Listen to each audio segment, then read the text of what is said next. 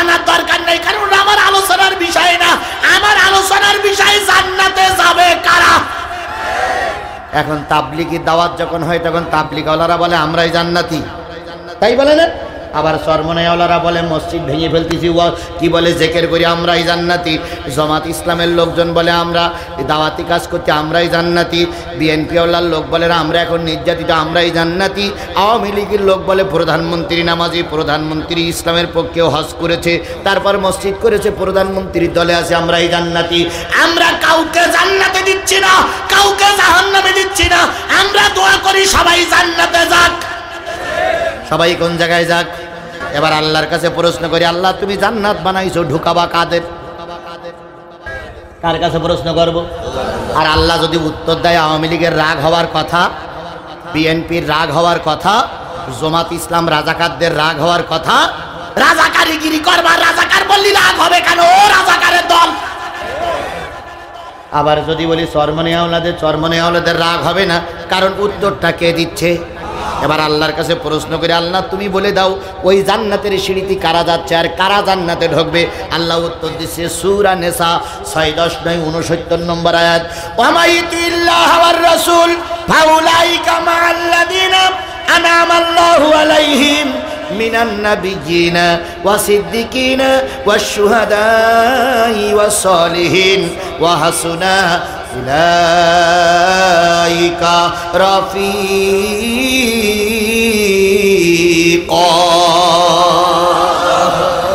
তাহলে জান্নাতে যারা যাবে কার কাছে প্রশ্ন করলাম?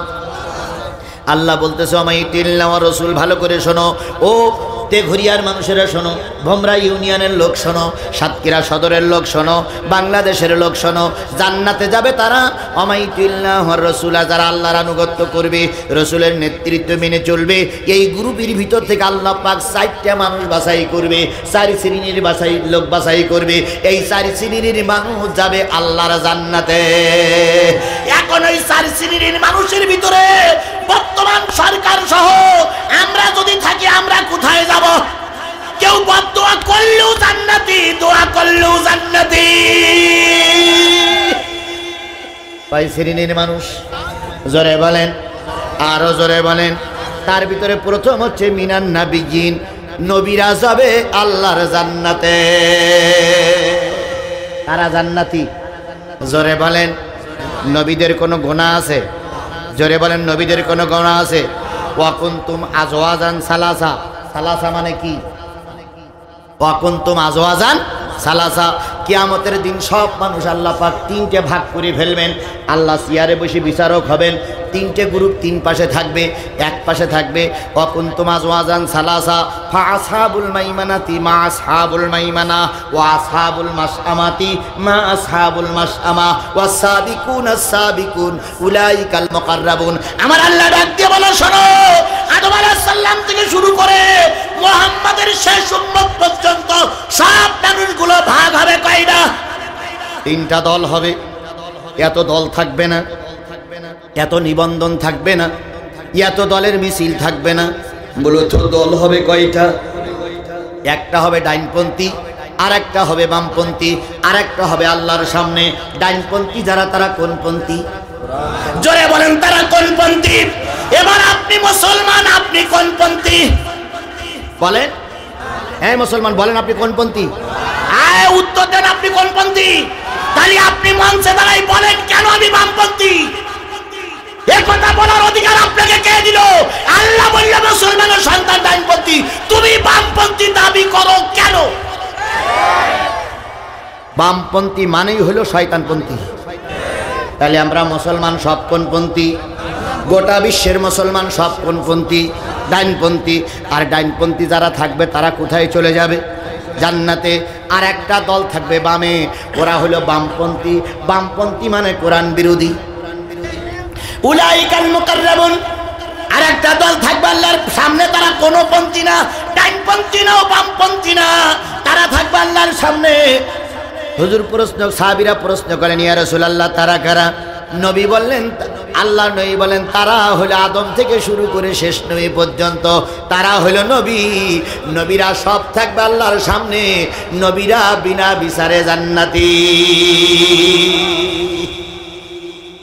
তাহলে কয় শ্রেণীর মানুষ জান্নাতে যাবে? তার ভিতরে প্রথম যারা ঢুকবে তারা কি? নবী। তারা প্রথম যারা ঢুকবে তারা কি? এই মুসলমান কথা বলেন, যারা প্রথম ঢুকবে তারা কি? এখন নবীদের সঙ্গে আমাদের কোনো তুলনা হবে? কোন নবীর সঙ্গে কি আমরা যেতে পারবো? নবী নবী নবী বানাইকে দুনিয়ার সব মানুষ মিছিল করে নেতা বানানো যায়, কিন্তু মিছিল মিটিং করে নবী বানানো যায় না। নবী বানায় কে? আমাদের দেশে এখন দেখেন, লেখাপড়া শিখেও চাকরি পাওয়া যায়, না শিখেও চাকরি পাওয়া যায়। লেখাপড়া শিখেও চাকরি করছে, না শিখেও চাকরি করতে, না শিখে তারা কেরকম মানে ভুল সার্টিফিকেট, জাল সার্টিফিকেট নিয়ে চাকরি করতেছে। অনেকে আছে না নাই? জোরে বলেন, আছে না নাই? ক্ষমতার জোরে চাকরি করতেছে, এটাও আমাদের দেশে আছে। তাহলে লেখাপড়া শিখেও চাকরি করা যায়, না শিখেও চাকরি করা যায়। ভোট পেয়ে নেতা হওয়া যায়, ভোট ছাড়া নেতা হওয়া যায়। ভোট পেয়েও নেতা হয়, আর ভোট না পেয়েও কি হয়? এবার দেখেন আমাদের সমাজে এমনও নেতা আছে যেই নেতার স্ত্রীও তাকে ভোট দেয়নি, অথচ তিনি নেতা।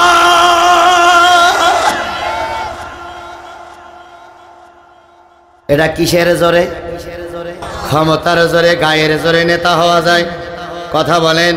তাহলে ভোট পেয়েও নেতা হওয়া যায়, না পেয়েও নেতা হওয়া যায়। বক্তা লেখাপড়া শিখেও হওয়া যায়, না শিখেও হওয়া যায়। আমাদের সমাজে এমনও বক্তা আছে যেই বক্তা সূরা ফাতিহা সহি করে পড়তে পারে না, অথচ বক্তার নাম লিখতে লিখতে বক্তার নাম খুঁজে পাওয়া যায় না। গৌসে জামান, কুতুবে রব্বানি, শাহবাগী, শেখ সাহেব, ভারত থেকে আমদানি, ওয়াজ করে সামদানি, তারপরে এ টিভি সে টিভি, শেষ পর্যন্ত লেখে কু কা উ আ। এত লম্বা সার্টিফিকেট, যেই সার্টিফিকেট দিকে হুজুর চেনা যায় না, আছে না নাই? এই জন্য আমি বলি, আজ সমাজে তিন শ্রেণীর মানুষ বক্তৃতা করতেছে। হযরত মাওলানা, হঠাৎ মাওলানা, আর এমনি মাওলানা। এই তিন মাওলানার ভিতরে হযরত মাওলানার এই লেখাপড়া জানে, আর দুই গ্রুপ লেখাপড়া জানে না। তাহলে যে জিনিসটা বুঝাতে চাচ্ছিলাম, কি বলে লেখাপড়া শিখেও বক্তা হওয়া যায়, না শিখেও বক্তা হওয়া যায়। কিন্তু আল্লাহর কসম, চুরি করে নবী হওয়া যায় না, মিছিল করে নবী হওয়া যায় না, জনসভা করে নবী হওয়া যায় না, পরের ঘরে ঠ্যাং তুলে দিয়ে নবী হওয়া যায় না। রাতের ভোট দিনে করে, দিনের ভোট রাতে করে নেতা হওয়া যায়, কিন্তু দিনের ভোট রাতে করে নবী হওয়া যায় না। নবী বানায় কে? জোরে বলেন, নবী বানায় কে? আর নবী হতে গেলে তিনটে জিনিস লাগবে। এক নম্বর লাগবে নবীর চরিত্র। যে লোকের চরিত্র ভালো না, সেই লোক কখনো নবী হতে পারে না। এখন নবীদের উত্তরসূরি হলো আলেম আর পীর সাহেবেরা।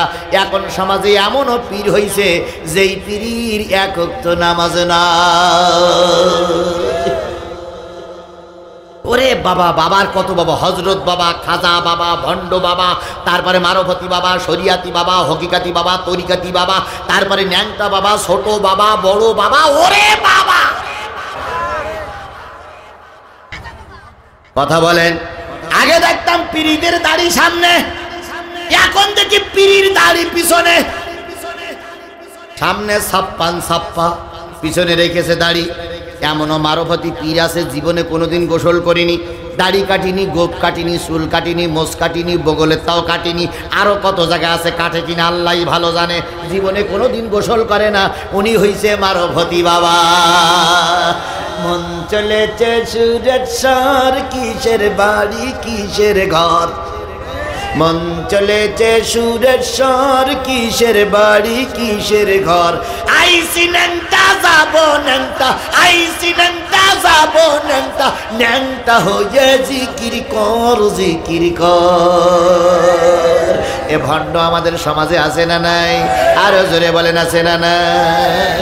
সুতরাং যে জিনিসটা বোঝাতে চাচ্ছিলাম, ভান্ডামি করে নবী হওয়া যায় না, ভান্ডামি করে পীর হওয়া যায়, কিন্তু নবী বানায় কে?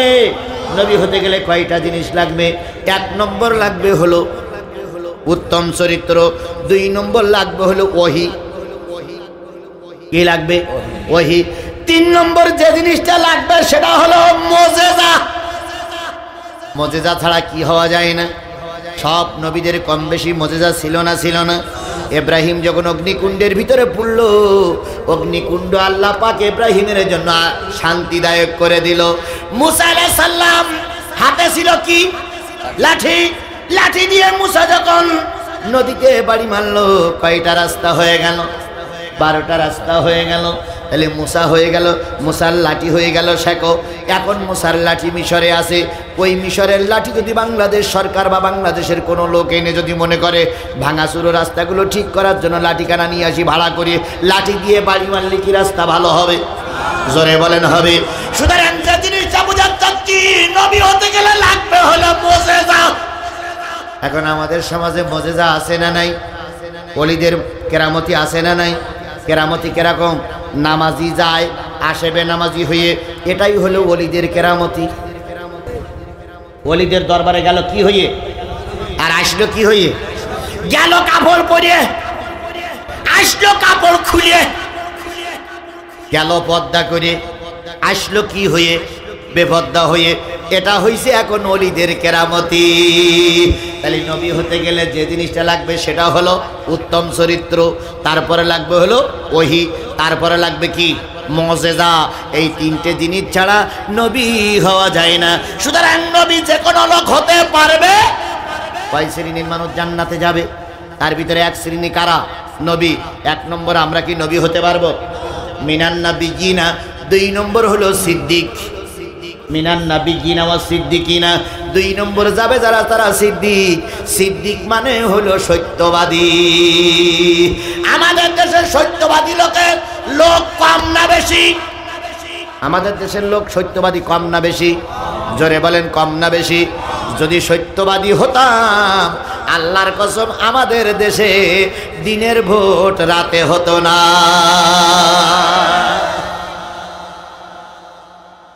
আপনি আপনার কাছে জিজ্ঞেস করুন, আপনি আপনার বিবেকের কাছে জিজ্ঞেস করুন, আপনি সমাজে কি সঠিক নেতা না বেঠিক নেতা?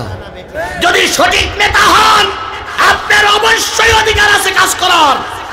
কিন্তু যদি বেঠিক নেতা হয়ে থাকেন, তাহলে আপনার বিবেকের কাছে প্রশ্ন করুন, আপনি ভালো কাজ আপনি করতে পারবেন না। যারাই যত অন্যায় করেছে, তারাই বেশি অন্যায় এখনো করতেছে। পাপিয়ার মতন একজন মহিলা ধরা পড়ল। এই মহিলার সঙ্গে বড় বড় নেতাদের ছবি তোলা। এখন কিছু কুট্টি কুট্টি বড় বড় অজগর সাপ বেরিয়ে আসতেছে। আর যখনই অজগর সাপ বেরিয়ে আসবে, তখন ওটা কিন্তু আর সামনে যাবে না, ওখানেই থেকে যাবে। সুতরাং সিদ্দিক মানে সত্যবাদী। সত্যবাদী কারা? যারা ফাঁসির মঞ্চে ঝোলে কিন্তু বাতিলের কাছে মাথা নত করে না, এরাই হলো সত্যবাদী। আমাদের দেশে সত্যবাদী লোকের বড় অভাব। কথা বলেন, আমাদের দেশের হুজুররাও এখন সত্য পথে চলে না। কিছু কিছু হুজুর কায়া পাল্টাইছে। জিজ্ঞেস করি, আগে তো মঞ্চে কথা বলতে গা ঘামে যেত, টেবিল ফেটে যেত, এখন আর কথা বলো না কেন? হুজুর কয় লাইন খারাপ। আছে না নাই? জোরে বলেন আছে না নাই? আমি হুজুর আপনার পায়ে ধরি, হাতে ধরি। আমি ছোট মানুষ, আমি আপনার মতন অত শিক্ষিত না, আমি আপনার মতন অত জ্ঞানী না। গোটা বাংলাদেশে আপনার মতন আমার অত পরিচয় নেই। কিন্তু একটা জিনিস মনে রাখবেন, যখন আপনার নবী দিনের দাওয়াত দিতে এসেছিলেন, তখন কিন্তু গোটা বিশ্ব নবীর বিপক্ষে ছিল। কথা বলে, নবী কি সত্যের কথা বলেছিলেন না গোপন করেছিলেন? তাহলে তুমি নবীর উম্মত, মাথায় আছে টুপি, তোমার দেখলে মনে হয় জিবরাইল ফেরেশতা ফেল। অথচ এই হুজুর মঞ্চে দাঁড়াইয়া অনেক জায়গায় দাঁড়াই মিথ্যা কথা বলতেছে। নেতাজি বলতে যায়, হুজুর সামনে শুক্রবারে মসজিদে একটা আলোচনা হবে, আলোচনায় আমার একটা দোষ বের করতেছে, তা আপনি অন্তত সাক্ষী দেবেন যে এই দোষ আমার নেই। এই আপনি সাক্ষীটা দেবেন, সাক্ষী দিলে এবার আমি সব ম্যানেজ করে নেব। হুজুর কি কায়দায় মুসলমানের বাচ্চা সামনে দাঁড়াই বলল, আপনারা নেতা যে দৌড় দিচ্ছেন আমার জানা মতে ও দেশটা নেতার নেই। এরকম মিথ্যাবাদী লোক আমার সমাজে, জোরে বলেন মিথ্যাবাদী আমার সমাজে। আজকে যদি মিথ্যা কথা হুজুররা বলতো, আল্লাহর কসম হয়তো হুজুরদের ফাঁসিতে ঝুলতে হতো না। কিন্তু ফাঁসির মঞ্চে দাঁড়ায়ও যারা সত্য কথা বলে এরাই হলো সিদ্দিক। আবু বক্কর, আবু বক্করের শেষে একটা উপাধি আছে, নাম কি? সিদ্দিক। আসলে কি আবু বক্কর সিদ্দিক ছিল? আবু বক্কর ছিল আবু বক্কর। এটা কিসের চাঁদ উঠেছে? রজবের চাঁদ উঠেছে। রজবে আল্লাহ রসুল একটা আশ্চর্য জিনিস করেছিলেন, সেটার নাম কি? মেরাজ। এই মেরাজ করে আসতেন 27 বছরে যা করা না যায়। রসুল তাহাজ্জুদের রক্তে উজু করলেন, ফজরের রক্তের পরে ফজরের রক্তের সময় চলে আসলেন। এই সময়টা দেখে আসলেন। দেখে আসার পরে যখন বর্ণনা করতে শুরু করলো, হুজুরের একজন স্ত্রী বলল, ইয়া রাসূলুল্লাহ দয়া করে কথাগুলো আর কারোর সঙ্গে বলবেন না, বলে দিলে কিন্তু আমরা সবাই বিতর্কিত হয়ে যাব। মেরাজে রসুলকে এক মেরাজে কাউকে কাফের বানাই দিল, আর এক মেরাজে কাউকে সিদ্দিক বানাইয়া দিল। এই যে দুইজন লোক চলে যাচ্ছে, এনারা হাত তুলিনি, হাত তুলিনি।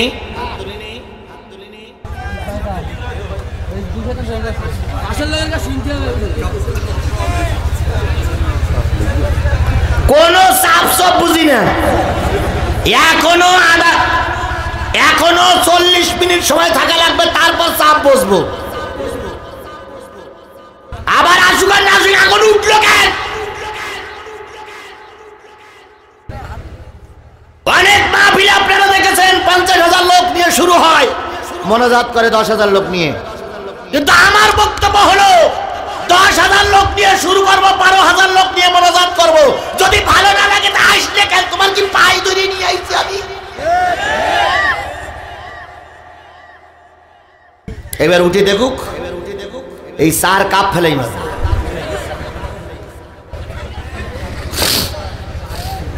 আমি কার কথা বলতেছি? আল্লাহর কথা সহ্য হয় না? তুমি মুসলমানের বাচ্চা না? আল্লাহর কথা ফেলাই দিয়ে চলে যাচ্ছ। ওই যাত্রার গানে তো ওঠো না তো। ঘরের ভিতরে যখন ডিশ টাইম চলে, হ্যাঁ কই তাকাই থাকো, তখন তোমার পেশাব জাগে না? ডায়াবেটিস তখন জাগে না? নড়ি চড়ি মার দিলে আর কি ডায়াবেটিস জাগে, তাই না?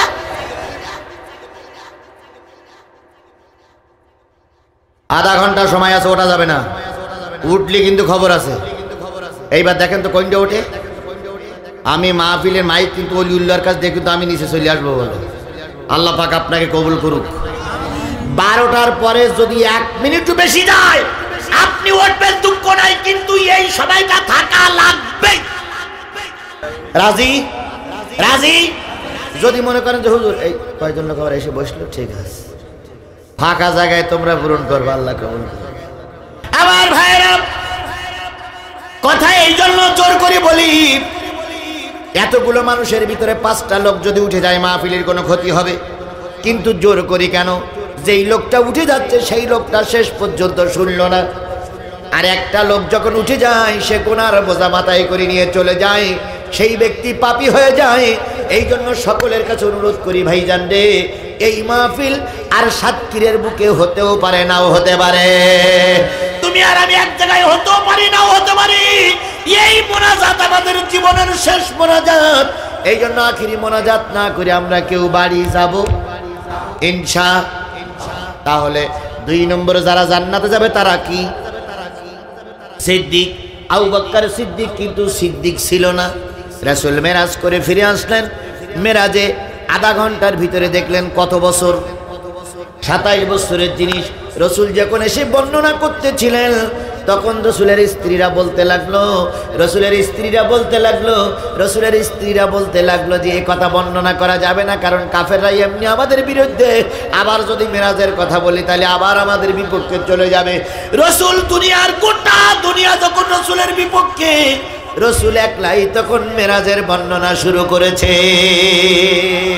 ও সাতক্ষীরার মুসলমানেরা, রসুলের যে অবস্থা হয়েছিল আপনার আমার অবস্থা কি তাই না? কারণ রসুলের কথা শোনার মতন কেউ ছিল না। তোমার আমার কথা শোনার জন্য হাজার হাজার লোক একত্রিত হয়ে গেছে।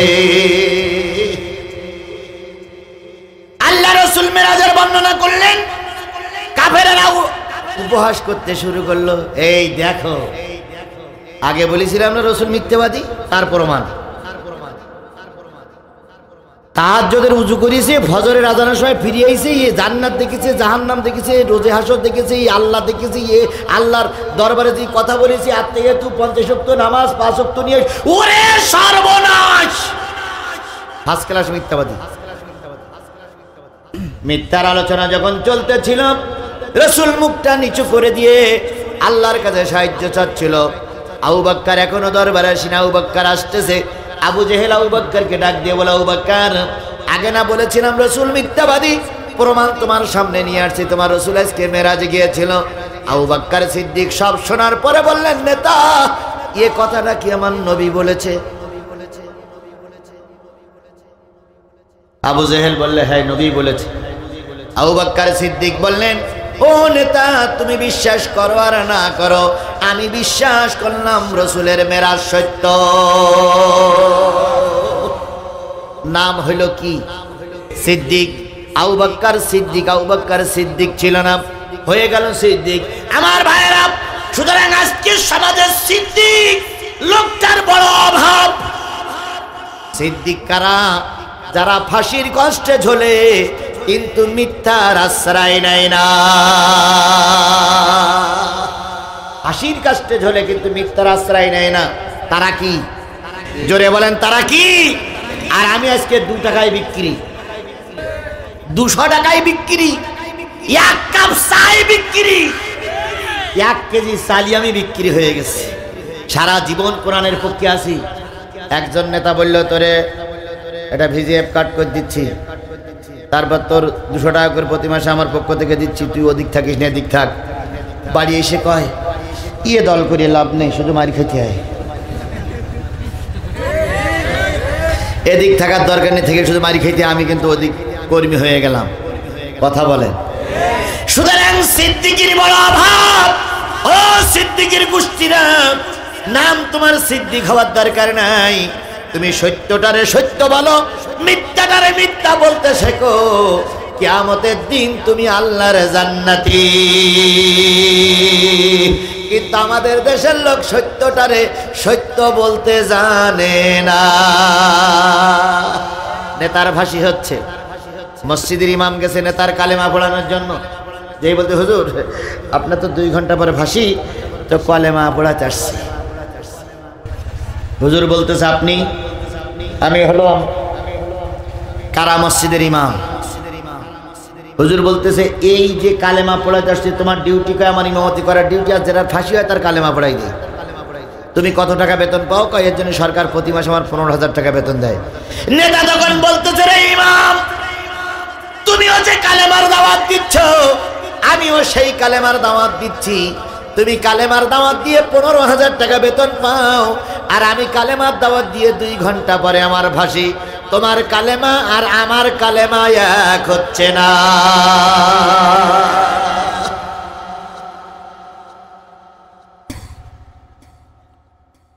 সুতরাং আজকে কিছু লোক হয়, আমি একটু বুদ্ধি শুদ্ধি করে চলি, এই জন্য আমার কিচ্ছু হয় না। ভাইরে, তুমিও কালেমার হক কথা বলো।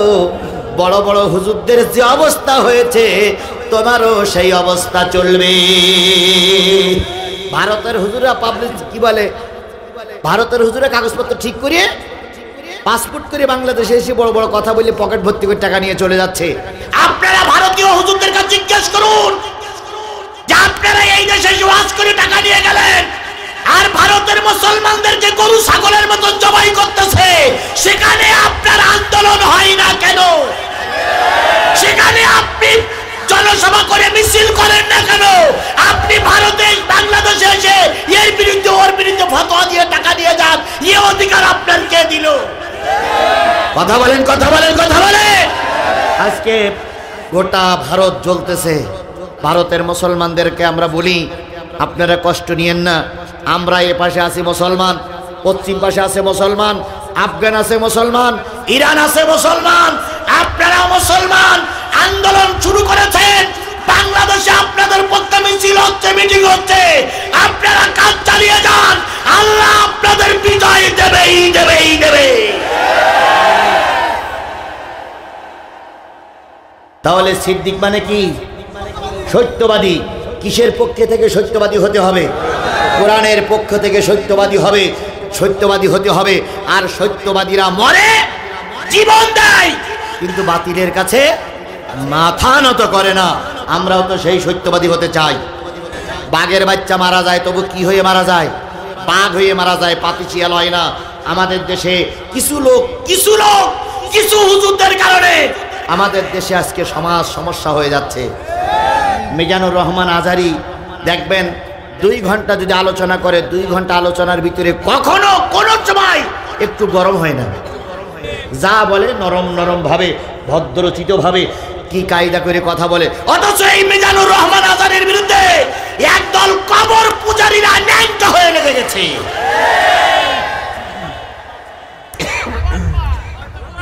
বলুক, বাটপার বলে নিজের জনপ্রিয়তা কমায়েছ। জনগণ তোমাদের ভালোই চিনে ফেলেছে। আমি গত জানুয়ারির 8 তারিখে কক্সবাজার মাহফিল করেছি। 6 তারিখে যে ব্যক্তি বাটপার বলে আজহারীরে গালিগালাজ দিয়েছে, উনি 6 তারিখে মাহফিল করেছিলেন, আমি 8 তারিখে মাহফিল করেছি কক্সবাজারে।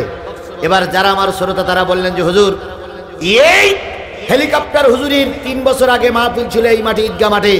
এই মাহফিলে লোক হয়েছিল প্রায় 10 থেকে 15,000, আর এবার মাহফিলে লোক হয়েছে মাত্র 2,000। আমি বললাম কমলো কেন? কমার একটাই কারণ, এক হুজুর আর এক হুজুরের বিরুদ্ধে লেগেছে, জনগণ ওই সমস্ত হুজুরদের তালাক দিয়ে দিয়েছে। আমরা কুয়াকাটার হুজুরকে সম্মান করি, আমরা বাংলাদেশের সব হুজুরদের সম্মান করি। আমি আগেই শুরু করেছিলাম, সিনেমা হল বন্ধ হয়েছে, যাত্রা বন্ধ হয়েছে, পুতুল নাচ বন্ধ হয়েছে। এমন কোন যুবক নাই যেই যুবকের মোবাইলই ওয়াজ বাজে না। এত সুন্দর পরিবেশ হয়ে গেছে। এখন শুধু একটা জিনিস বাকি আছে, হুজুরদের ঐক্য, মৌলবীদের ঐক্য। যদি বাংলাদেশের মৌলবীরা ঐক্য তৈরি করতে পারে, আগামী 4 বছর পরে যে নির্বাচন হবে, এই নির্বাচন যদি শুদ্ধ এবং সহি হয়, আল্লাহর কসম, আল্লাহর কোরআন জাতীয় সংসদে যাবে, কোনো ফতোয়া দিয়ে ঠেকানো যাবে না।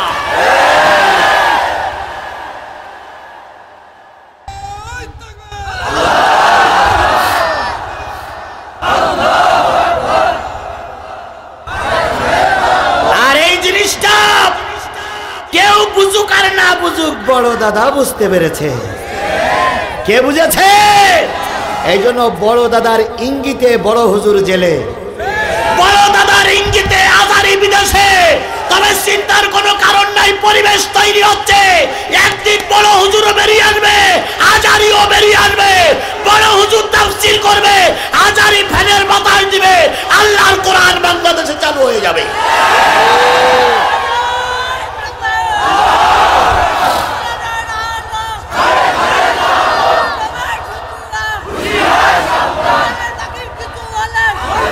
আমার ভাইরা, উল্টো বুঝেন না। বর্তমান যে সরকার আছে, এ সরকার যদি আরো 20 বছর ক্ষমতায় থাকে, আমার কোনো সমস্যা নেই। থাক, জনগণ যদি রেখে দেয়, তা আমি নামাবো কি করে? কথা বলেন, কথা বলেন। এই যে ঢাকায় ভোট হয়ে গেল, 10% 12% ভোট দেশ, তারপরেও তো ওনারা, তাহলে আমি ভাও গোলাবাজি করি, হবে কি? কোনো লাভ নেই। এই জন্য থাক। কিন্তু আমরা চাই এদেশে কোরআন চলুক, আমরা চাই এদেশে হাদিস চলুক, আমরা চাই মুসলমানরা এদেশে কোরআন হাদিস দিয়ে বেঁচে থাকুক। কথা বলেন, কথা বলেন, কথা বলেন। সুতরাং মিজানুর রহমান আজহারী আমাদের হৃদয়ের স্পন্দন। মিজানুর রহমান আবার দেশে ফিরে আসুক, এটা কি সাতক্ষীরার লোক চান? সবাই কি চান? আজকের যারা গোয়েন্দা বিভাগের লোক আছেন তারা দেখুন, যারা সাংবাদিক ভাই আছেন তারা দেখুন, আমরা মিজানুর রহমান আজারীর সশরীরে দেশে আসার পক্ষে। সুতরাং কয়জন বাতিল পক্ষের অবস্থান বাতিলের পক্ষে অবস্থান নিয়ে মাননীয় সরকার আপনি আজারীকে দেশ থেকে বাইরে রাখবেন না।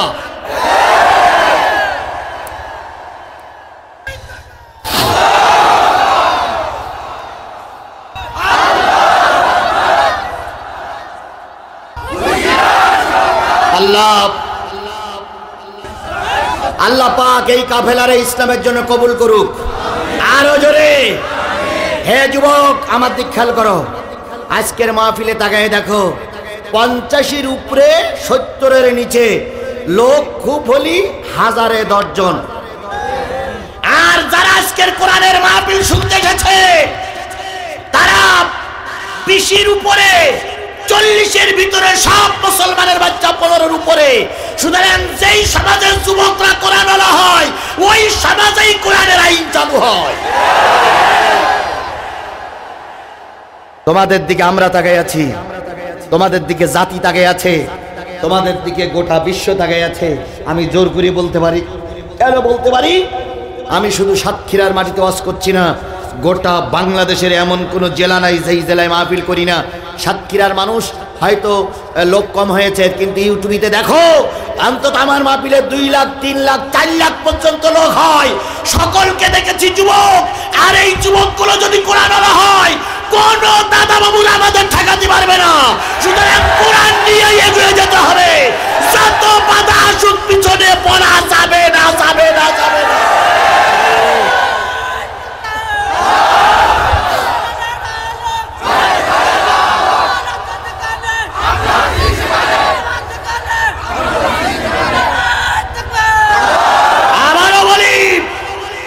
আগামী আর মাত্র 17 দিন পরেই দেশের স্থপতির জন্য 100 বছর শতবার্ষিকী পালন করা হবে। আপনারা দোয়া করুন আর নাই করুন, আমরা নেতার জন্য দোয়া করব। কেন করব? ওরে দোয়া করার অধিকার আমাদের আছে, কবুল করার অধিকার আল্লাহ। আমাদের দোয়া করার অধিকার নেই, কিন্তু কবুল করার অধিকার কার? আমি এই হুজুরের জন্য দোয়া করলাম, আল্লাহ যদি বলে দোয়া কবুল করবে না তা আমি ঠেকাবো কি করে? কিন্তু আমি মুসলমান, আমি এক ভাই আর এক ভাইয়ের জন্য দোয়া করব না? অবশ্যই দোয়া করব। কল্যাণ কামনা করব, অকল্যাণ কামনা আমরা কখনো করব না।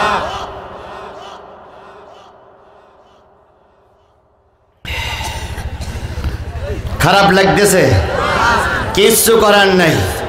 আমি বলেছিলাম আসবো না, তারপরে জোর করে নিয়ে আসতো আমার। আর জোর করে না, আমি কথা বললি খারাপ লাগবে, তাহলে আমার ডেকে নিচ্ছি কেন?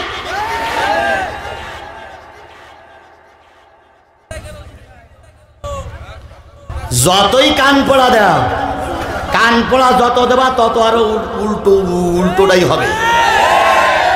নদীর মাঝখানে নদীটি আছে শ্যাকো, এই পাশে উঠেছে মাস্টার, ওই পাশে উঠেছে পাগল। তো মাস্টার উঠে বলছে, এই পাগল শ্যাকো নাড়া দিস না, দিলে কিন্তু তুইও পড়বি আমিও পড়বো। পাগল বলতেছে শ্যাকো নাড়া দিলি যে পড়ছে ওটা তো আমি জানতাম না। এখন তুমি যখন মনে করি যে এমন নাড়া দেবো তোর গোষ্ঠী শুধু পানি দিবে। আমরা আসি কোরআন হাদিস বলার জন্য। কি বলার জন্য? কোরআন হাদিস বলার জন্য। কি কায়দায় ইয়ে করিয়েন না, ও করিয়েন না, ইয়ে বলিয়েন না, ও বলিয়েন না, কেন এত উপদেশ দিতে হয় কেন? আমরা কি পাগল? আমরা বুঝি না? আমরা তো দেশের মানুষ, আমরা তো দেশেরই মানুষ নাকি? যতই আমরা মিছিল করি, মিটিং করি, যতই আমরা আন্দোলন করি, যতই যাই কিছু করি, যেখানকার জিনিস সেখানেই আছে, অন্য আলাইনো যাবে না। সুতরাং আমরা কিসের কথা বলতে চাই? আমরা বলছি তাই। তাহলে কয় শ্রেণীর মানুষ জান্নাতি? 2 নম্বর হচ্ছে সিদ্দিক। আমরা কি হতে চাই? সিদ্দিক হতে চাই। আজিজুল ইসলাম সিদ্দিক, অলিউর রহমান সিদ্দিক, তারপরে ইয়াসিন আলী সিদ্দিক, আব্দুর রহমান সিদ্দিক, কি বলে আইনুল হক সিদ্দিক, এরপরে আয়েশা খাতুন সিদ্দিকা, খাদিজা খাতুন সিদ্দিকা, এরপরে রুম্মানা খাতুন সিদ্দিকা। ও মা সিদ্দিকা হও, ও ভাই সিদ্দিক হও, আল্লাহর জান্নাত তোমার জন্য অপেক্ষা করছে। সুতরাং আমরা সত্য কথা বলবো, সত্যপথে চলবো, সত্যের পক্ষেই থাকবো। সামান্য 50 টাকার জায়গায় সামান্য 50টা টাকার জন্য ঈমান বিক্রি করব? রাজি? রাজি? আল্লাহ কবুল করুক। গেল কয় নম্বর? 3 নম্বর, মিনান নবিয়িন সিদ্দিকিন শুহাদা। 3 নম্বরে যারা জান্নাতে যাবে তারা হলো শহীদ। কিয়ামতের দিন 3 শ্রেণীর মানুষ আল্লাহর কাছে সুপারিশ করতে পারবে। 1 নম্বর হচ্ছে নবী, 2 নম্বর উলামা, 3 নম্বর হলো শহীদ। এই 3 শ্রেণীর মানুষ আল্লাহর কাছে কি করতে পারবে? সুপারিশ করতে পারবে। এখন মনে করতে পারেন যে আলেমদের মর্যাদা এত হলো কেন? আল্লাহ রসুল বলেছেন, ফাদলুল আলেমে আলাল আবেদি কাফাদিলি আলাদনাকুম সুম্মা ক্বালা ইন্নাল্লাহা ওয়া মালাইকাতুহু ওয়া হুব্বুল হুদ ওয়া নুমলাতু ফি জুহরিহা লিসাল্লুনা আলা মুআল্লিমুন নাসিল খায়রা। আল্লাহর নবী বলেন, আল্লাহর নবী বলেন, আল্লাহর নবী বলেন, ও আমার সাহাবীরা শোনো, তোমাদের কাছে আমার মর্যাদা যেমন, আমার বলতে কার? রসুল বলতেছে তোমাদের কাছে আমার মর্যাদা যেমন, তোমাদের কাছে আমার মর্যাদা যেমন। তোমাদের বলতে কার? সাহাবী। আর আমার বলতে কার? রসুলের। রসুল বলেন, ও আমার সাহাবীরা, তোমাদের কাছে আমার মর্যাদা যেমন, শেখ জামানার সাধারণ মানুষের কাছে একজন আলেমের মর্যাদা তেমন। এবার রসুল বলেন, ইন্নাল্লাহ, নিশ্চয়ই আল্লাহ, তার ফেরেশতা সমূহ, গর্তের পিপিলিকা, সাগরের মাছ, আসমান জমিনের যত মাখলুকাত আছে সবাই একজন আলেমের জন্য কল্যাণ কামনা করতে থাকে। অথচ আমরা আলেমদেরকে ধরে ধরে মেরে ফেলতেছি। আবার কয় আমরা কি মুসলমান না? সুতরাং শহীদেরা যাবে কোন জায়গায়? এখন নাম শহীদ, কাজ করে সব উল্টো। আমাদের দেশে কুকুর মরি গেলেও শহীদ হয়। কুকুর মরি গেলেও কি হয়? ওই যে ওই যে ওই যে কি বলে, ঢাকার শাহবাগে যখন আন্দোলন হলো, আন্দোলনে কে বা কারা রাজীব বলে একটা পাপিষ্ট শয়তানে মেরে দিল। আমাদের দেশের কিছু নেতা বলল, শাহবাগের ময়দানের প্রথম শহীদ রাজীব। যারা এই কথা বললেন তাদের কাছে প্রশ্ন করি, রাজীব যদি শহীদ হয় তাহলে কালো কুত্তা, কালো জানোয়ার মরে গেলে কি হবে? কালো জানোয়ার যারা কচু গাছের গোড়া খেয়ে বেড়ায়, রাস্তায় ঘুরে বেড়ায়, আল্লাহ বলছে উলাইকা কাল আনাম, এই রাজীবের চাইতে এই জন্তুগুলো ভালো, এদের চাইতে রাজীবের চরিত্র আরো খারাপ। ওদের মাহফিলে একটা, ওদের জনসভায় একটা মেয়ে নাচিল, নাম তার লাকি। কি নাম? কিছুদিন পরে দেখা গেল লাকি মা হতে চলেছে। জনগণ জিজ্ঞেস করলো, তোর বিয়ে হয়নি, তা মা হলে কি করে? এবার লাকি বলে দিল, যারাই আমারে নিয়ে নাচাইছে ওরা আমারে নিয়ে জঙ্গলের ভিতরে কামটা সেরে ফেলাইছে। তাহলে বোঝা গেল ময়দানে যারা নামে ওরা চরিত্রহীন, আর আমার সোনার যুবক যারা তৈরি হয় তারা হাজারির মতনই হয়। তোমরা তৈরি করো এরকম এইরকম ছেলে, আর আমরা তৈরি করি এরকম ছেলে। যেই ছেলের কাছে গেলে কোনো নারী সতীত্র হরণ হয় না, যেই যুবকের সামনে কোনো নারী পড়লে নারীর সতীত্বের হেফাজত হয়, নারী বেইজ্জতি হয় না। অথচ আমাদের দোষ দিতেই থাকে, দিতেই থাকে। বাংলাদেশ ইসলামী ব্যাংক নিয়ে কি টানাটানি হইল, এ দোষ সে দোষ। এখন দেখি গোটা বাংলাদেশের মনে মনে ইসলামী ব্যাংক। আমি চিন্তা করি এত বেড়ল কি করি, এত দোষটা বাড়ল কি করে? প্রমাণ নেন, যেই ব্যক্তির দোষ বেশি গাওয়া হয় সেই ব্যক্তির পক্ষে মানুষ বেশি আসে। পাবনায় কয়েকদিন আগে এক হুজুর মারা গেছে। ওই হুজুর কিন্তু একটা বড় অন্যায় নিয়ে জেলখানার ভিতরে মারা গেছে। পাবনার ওই জানাজায় শুনলাম, সেই জানাজায় এত লোক হয়েছে, বিড়াল ঢোকার জায়গা পায়নি, এত লক্ষ লক্ষ লোক হলো। মানুষকে তোমরা দোষী বলতে পারো, কিন্তু আল্লাহর কাছে যদি প্রিয় হয় ঠেকানো যায় না। সুতরাং শহীদ হতে গেলে যে জিনিসটা লাগবে সেটা হলো ঈমান বিল্লাহ। কি হওয়া লাগবে? যার ঈমান নাই সে কি হতে পারবে না? শহীদ হতে পারবে না। সুতরাং ঈমান আনতে হবে কার উপরে? জোরে বলেন, কার উপরে ঈমান আনতে হবে? আমরা কি ঈমান আনতে রাজি আছি? আল্লাহ পাক আপনাকে আমাকে কবুল করুক। তাহলে জান্নাতের ভিতরে গেল কয় গ্রুপ? নবী, সিদ্দিক, শহীদ। এখন নবী আমরা হতে পারবো, সিদ্দিক আমরা হতে পারতেছি। এবার শহীদ আল্লাহ পাক সকলকে কবুল করে না। 4 নম্বর যেটা জিনিস আছে সেটা হচ্ছে সলিহিন। সলিহিনের কাতারে আমরা থাকতে পারবো। সলিহিন হতে গেলে প্রথম যে জিনিসটা লাগবে সেটা হচ্ছে দুনিয়ার কোনো মানুষের কাছে মাথা নত করা যাবে না। কার কাছে ছাড়া? সলিহিন হতে গেলে যে জিনিসটা লাগবে সেটা হলো যতদিন বেঁচে আছি 5 ওয়াক্ত নামাজ কাজা করা যাবে না। এখন আপনারা কি সলিহিন হতে চান? যদি চান তাহলে আগামী কালকের ফজরের রক্ত থেকে মৃত্যুর আগ পর্যন্ত আর নামাজ কাজা করা যাবে। রাজি? কারা কারা রাজি? হাত উঁচু করে দেখান। মা বোনদেরকে বলি, আমি আপনাদের দেখতেছি না কিন্তু আপনারা আমাকে দেখতেছেন। মা বোনদের কাছে অনুরোধ, মায়েরা বোনেরা আপনারা সকলে হাত তুলে আল্লাহরে দেখান যে আমরা আগামী কাল থেকে আর নামাজ কাজা করব না। এখন নামাজ পড়তে হবে। রাজি তো? যারা হাত তুলেছেন হাত উঁচু করে রাখেন। আল্লাহ তুমি হাতগুলোরে দেখে রাখো। আয় আল্লাহ পাক, হেদায়েতের চাবিকাঠি তোমার হাতে। আমি হেদায়েত দিতে পারবো না, আমি শুধু তোমার বান্দাদেরকে তোমার কাছে সুপর্দ করে গেলাম। মালিক রে, তোমার পাগলদের তুমি নামাজি বানায়া দাও। হাত নামান। তাহলে সলেহীন হতে গেলে ঈমান আনতে হবে কার উপরে?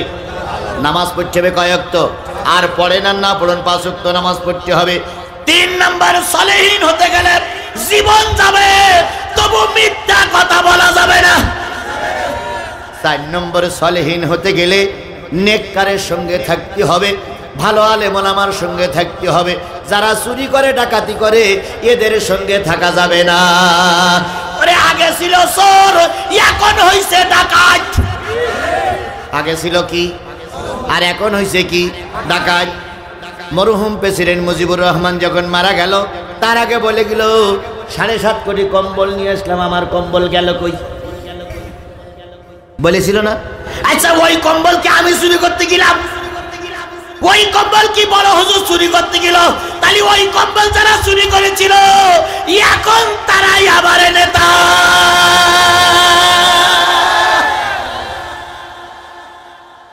জাতীয় পার্টির নেতা, রংপুর বাড়ি, উনি ফলন নিয়ে মাননীয় প্রধানমন্ত্রীর লক্ষ্য করে বলতেছে, মাননীয় প্রধানমন্ত্রী, আপনার বাবার হত্যাকারী হাসানুল হক ইনু সে আপনার সামনে বসে আছে,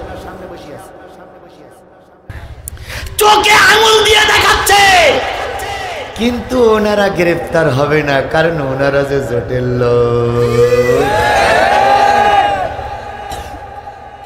আর আমাদের প্রমাণ না হইলেও আমাকে ভিতরে রাখতে হবে, কারণ আমরা যেন কথাটা বলতে না পারি। তাবলিগীর ভাইরা যারা আছেন ভালো করে বোঝেন, ও তাবলিগীর ভাই, আপনারা রাজনীতি করেন না, আপনারা নিজের খান, তাহলে আপনাদের ভিতরে 2 দল কেন? 2 দল কেন? একটা হলো জুবায়ের পন্থী আর একটা হলো কি পন্থী? সাতপন্থী। কেন আপনারা 2 পন্থী? এটাও বড় দাদাদের পরিকল্পনা, এটা আপনাদের পরিকল্পনা না, এটা বড় দাদাদের পরিকল্পনা। কেন? বড় দাদারা চিন্তা করছে 10 লক্ষ লোক বিশ্ব ইজতেমায় হয়, এরা যদি কালেমার দাওয়াত দিয়ে ময়দানে নামে সরকার টিকতে পারবে না, আমাদের মাতব্বরি থাকবে না, এই জন্য পরিকল্পনা করে তোমাদের 2 ভাগ করে দিয়েছে। এখন এ হুজুর ও হুজুরিন মারে, ও হুজুরি ও হুজুরিন মারে, আর বড় দাদা বগল দাবলায় আর কয় আমি তো এটাই চেয়েছিলাম। সব জায়গায় বড় দাদারা সফল, আর মার খেয়ে মরতেছি আমরা।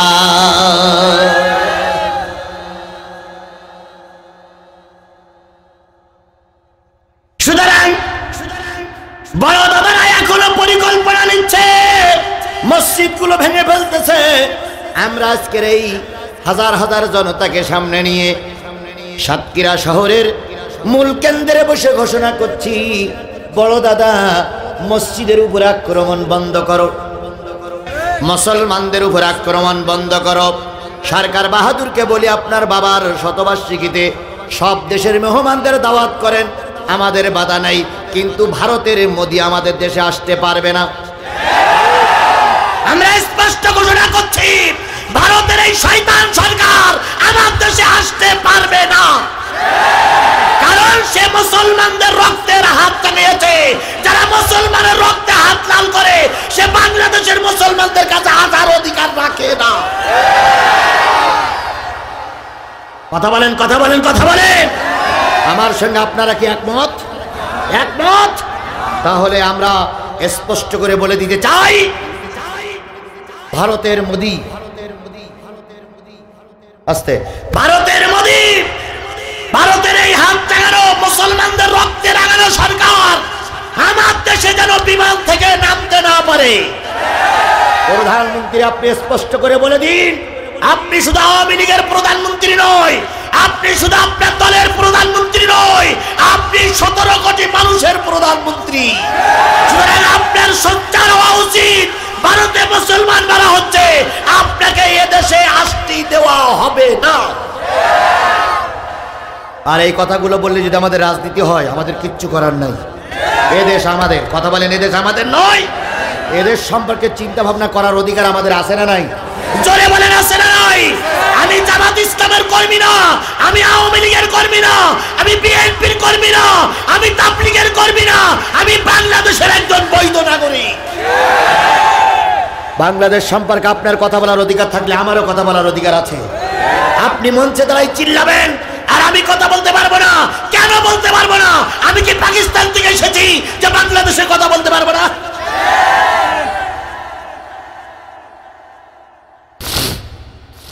সুতরাং শহীদ হতে গেলে, সালেহীন হতে গেলে থাকতে হবে কিসের পক্ষে?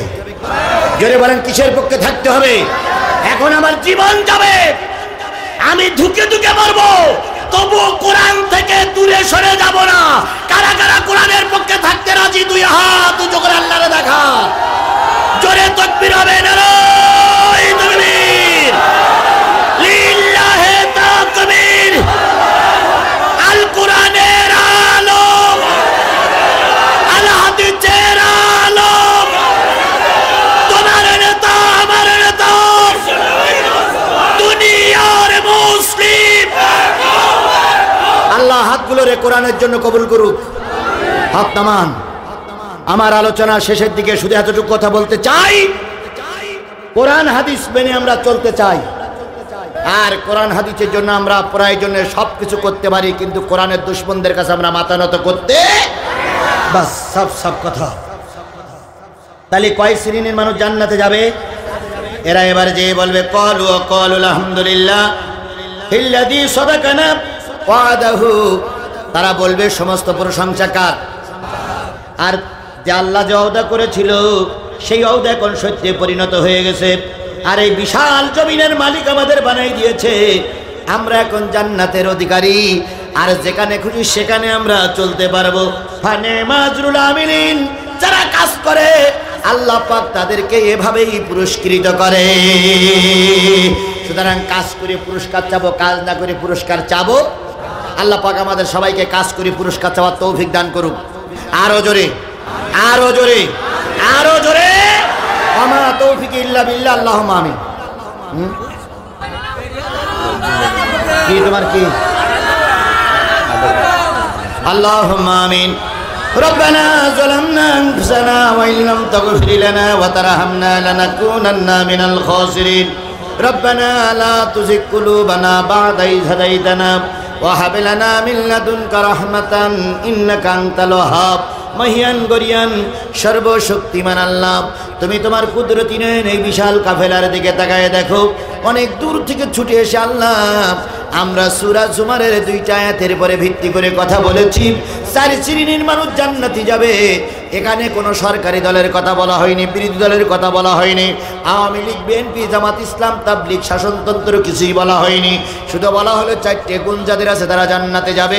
আল্লাহ তাআলা এই 4টে গুণে গুণান্বিত হয়ে আমাদের চলার তৌফিক দিয়ে দাও। কোরআনের মাহফিলের ইন্তজাম যারা করলো শোনার জন্য যারা আসলো, বলার জন্য যারা আসলো, আর আমরা যারা এসেছিলাম, আল্লাহ দয়া করে আমাদের সবাইকে জান্নাতের মেহমান হিসেবে কবুল করে নাও। এই ইউনিয়নের সম্মানিত সভাপতি, সম্মানিত সেক্রেটারি আর আমার ইয়াসিন ভাই, এনারা চেষ্টা করে অনেক মেহনত করে কোরআনের মাহফিলটা করার পরিবেশ তৈরি করেছে। সম্মানিত থানার ওসি সাহেব আল্লাহ অনুমোদন দিয়েছে, এসপি সাহেব অনুমোদন দিয়েছে, জেলার সাহেব অনুমতি দিয়েছে। যারা মাহফিলের জন্য অনুমতি দিল আর যারা অনুমতি আনার জন্য চেষ্টা করলো, কিয়ামতের দিন সবার ত্রুটিগুলো আল্লাহ তুমি নিজ গুণে মাফ করে দিও। এই মাহফিলে ডিবি ভাইয়েরা রয়েছে, গোয়েন্দা বিভাগের লোক আছে, সম্মানিত ডিউটিকারী পুলিশ ভাইয়েরা রয়েছে। আল্লাহ তাআলা তারা দূর দূরান্ত থেকে এসে কোরআনের মাহফিল পাহারা দিচ্ছে। যারা কোরআনের মাহফিল পাহারা দেয়, মালিক রে তাদের বাড়ি ঘরদোরগুলো তুমি পাহারা দিও। যারা কোরআনের মাহফিলে ডিউটি করছে আল্লাহ, তাদের পরিবারগুলো তুমি ডিউটি দিয়ে হেফাজত রেখে দিও। গভীর রজনীতে হাত তুলেছি, রাত 12টা বেজে গেছে। আমাদের অনেকের মা নাই, বাবা নাই, দাদা নাই, দাদি নাই, আত্মীয় স্বজন যারা কবরবাসী হয়ে গেছে আল্লাহ, তাদের কবরগুলো তুমি জান্নাত দিয়ে ভরপুর করে দাও। যাদের বাপ মা এখনো বেঁচে আছে, খেদমত করার তৌফিক দিয়ে দাও। এই মাহফিলের অনেক বড় উদ্যোক্তা আমার প্রিয় ভাই জনাব মোহাম্মদ শামসুল ভাই। শামসুল ভাইয়ের মা হয়তো আমাদের মাইকের আওয়াজ শুনতেছে, তিনি নাকি মহা অসুস্থ। শামসুল ভাই কেঁদে কেঁদে বলতেছিলেন, হুজুর কোনো জিনিস দাবি করি না, শুধু একটাই দাবি, আমার মা যেন সুস্থ হয়ে যায়। শামসুল ভাইয়ের মায়ের জন্য দোয়া করতেছি, আল্লাহ শামসুল ভাইয়ের মাকে তুমি সুস্থতা ফিরাইয়া দাও। আমার প্রিয় ভাই ইয়াসিন ভাইকে কবুল করে নাও, আনোয়ার ভাইকে কবুল করে নাও। এই মাহফিল করার জন্য যারা সার্বিক সহযোগিতা করেছে কবুল করে নাও। যুবক কাফেলাকে কবুল করে নাও। আগামী বছর এখানে যেন আরো বড় আকারের মাহফিল দিতে পারে, সেটাও ফিকে দিয়ে দাও। আল্লাহ যে কথাগুলো আলোচনা হয়েছে সবাইকে আমল করার তৌফিক দিয়ে দাও। আমি কষ্ট করেছি, শ্রোতারা কষ্ট করেছে, আমল করার তৌফিক দিয়ে দাও। তোমার বন্ধুর খাতিরে আমাদের সকলে দোয়া মেহেরবানি করে কবুল করে নাও। আওয়ামী সরকার ক্ষমতায় আছে, গতবার ছিল, বিএনপি ক্ষমতায় ছিল, জাতীয় পার্টি ক্ষমতায় ছিল, আল্লাহ সবাই ক্ষমতা চালাইয়েছে, কিন্তু কোন সরকারের আমলে দেশে কোরআনের আইন চালু হয়নি। আল্লাহ আমাদের মৃত্যুর আগে একটা বার বাংলার জমিনে কোরআনের আইন চালু হয়েছে দেখার তৌফিক দিয়ে দাও। সেটা আওয়ামী লীগে দিয়ে হোক, বিএনপি দিয়ে হোক, জাতীয় পার্টি দিয়ে হোক, জাতীয় জামাত ইসলাম দিয়ে হোক, যাদের দিয়ে হোক, আল্লাহ তুমি বাংলার জমিনে একটিবার কোরআনের আইন চালু করে দাও। আমাদের দেখে মরার তৌফিক দিয়ে দাও যে বাংলার জমিন কোরআন দিয়ে চলতেছে। আল্লাহ তুমি দয়া করে আমাদের এই ফরিয়াদটুকু কবুল করে নাও। 4টে বিষয়ের উপরে কথা বলেছি, আমাদের 4টে বিষয় আমল করার তৌফিক দিয়ে দাও। আর যদি তেঘরিয়ার মাটিতে কোনোদিন আসার সুযোগ আমার না হয়, কিয়ামতের দিন তুমি আমাদের সবাইকে জান্নাতের সিঁড়িতে পরিচয় করাইয়া দিও।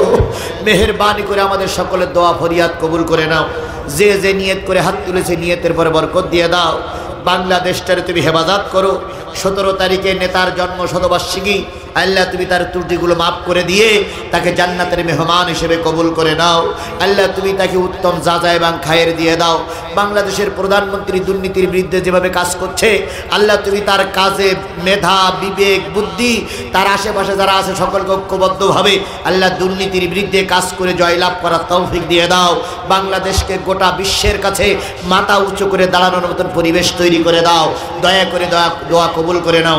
সুবহান রাব্বিকা রাব্বিল ইজ্জাতি আম্মা ইয়াসিফুন ওয়া সালামুন আলাল মুরসালিন ওয়ালহামদুলিল্লাহি রাব্বিল আলামিন। লা ইলাহা ইল্লাল্লাহু মুহাম্মাদুর রাসূলুল্লাহ। আসসালামু আলাইকুম।